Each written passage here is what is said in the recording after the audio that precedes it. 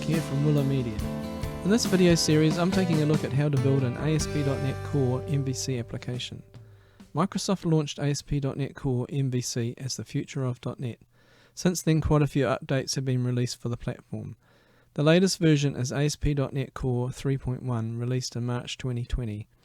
I'll be using Visual Studio 2019 Community Edition to develop this application, and we'll learn about the MVC pattern, build views, and work with the database, and much more.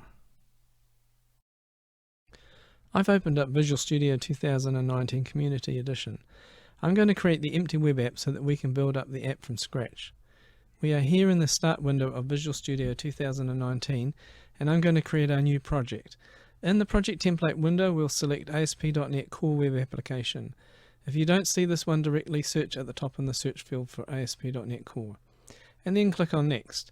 In the next window, name your project My Web App and select the location for the project. Then click on Create. Visual Studio will now give me a couple of options to create my ASP.NET Core Web Application.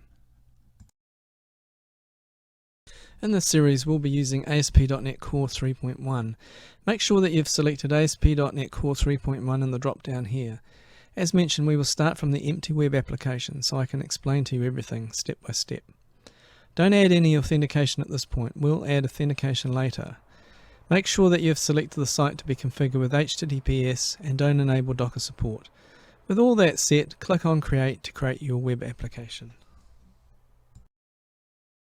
Video Studio has now created the application, and let's make sure that everything works by running it very quickly. Click here on Run on iOS Express.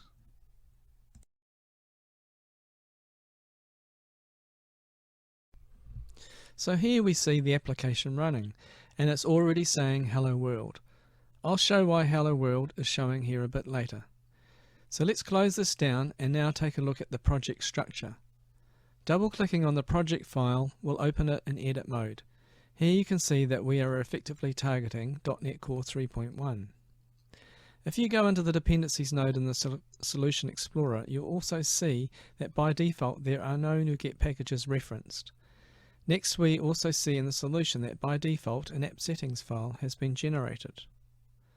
We'll talk about that later when we use our connection string, and then there are two classes in there which also have been generated by default, the program and the startup class. Now that we have seen the different files that were created, let's start with the actual configuration of the site.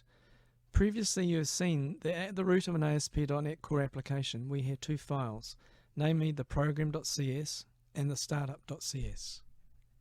As mentioned, these two classes have a very distinct task in the life cycle of an ASP.NET Core MVC application. The program class in our application contains a main function. As you can see here, an ASP.NET Core application is in fact a console application, and therefore it contains a main function that will execute. In the main function, a host is being set up which will configure a server and a request processing pipeline. We are calling the create host builder, which will set up an application with some defaults using the host.create default builder. One of the things that this will do is configuring a web server called Kestrel. By default, your ASP.NET Core application is hosted in its own internal web server. Typically, you will still access the application over IIS, and that link is also enabled by default behind the scenes here.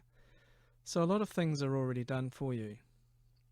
Another very important thing that is happening here is that we are specifying the startup class using the useStartup method.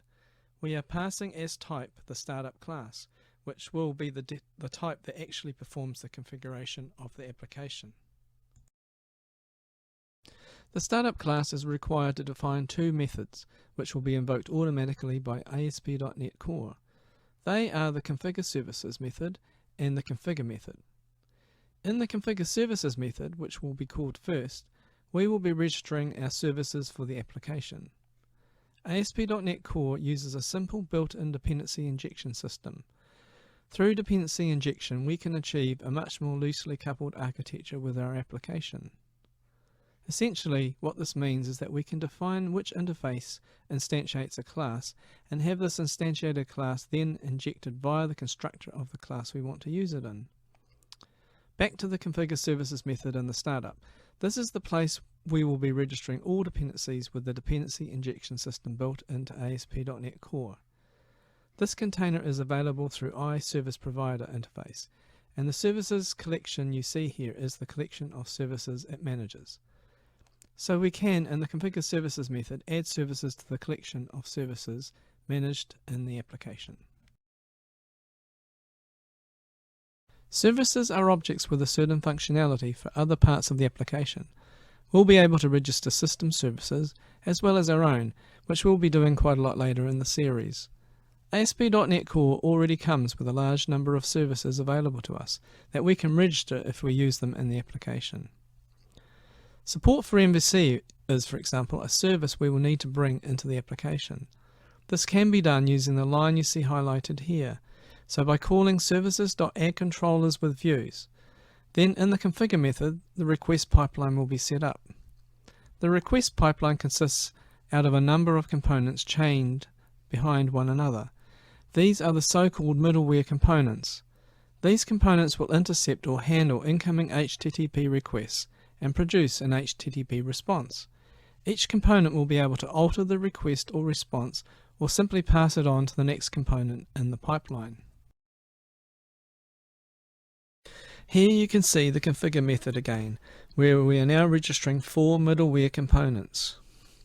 Each of these components will perform some functionality on the incoming request or on the outgoing response. Along the way through this series we'll be registering quite a few in here. So what are these components then doing? First, I'm using Use Developer Exception Page. This will enable the use of the developer exception page in my application, so that we will get useful information during development. The Use Status Code Pages method will add support for text-only headers for common status codes such as Status 400. Use Static Files is another middleware component I'm registering here, and that will enable the ability for my site to serve static files. Finally, Use Endpoints will be adding middleware that will enable routing the request to the correct endpoint in my application. This has to do with the routing system, and we'll discuss this in much detail later in the series. Now, one more thing about the middleware pipeline. Since these components will be in a pipeline, basically the order in which they get added is important. All these components work sequentially on the request or the response and passes along the request. Thus, the order in which they are added matters. Typically, your call to add the endpoint middleware component needs to be added at the end of the pipeline. However, a component to compress the response going back to the client should be added before the component that returns static images. Otherwise, the static files would never get compressed. So when an ASP.NET Core application is starting, quite a few things are set in motion. Lastly, we can see where the Hello World response is coming from. Every time a request is made to the default route, the Hello World response is returned. Now we don't want this to happen, and so I'm going to add some code to replace the Hello World response. That will enable controllers that we write to be hit with a request and a view returned to the browser.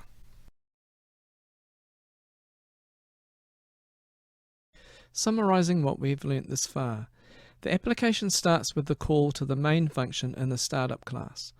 Then we specify which was our startup class using the use startup call. In the startup class, first configure services is called, allowing us to register services it will want to use in our application. Then the configure method is called where the request pipeline is set up. After all that, our application is up and running and is ready to handle incoming requests. This ends part 1 of the series building an ASP.NET MVC Core 3.1 app. If you liked the video, please subscribe and hit the like button. Thanks very much.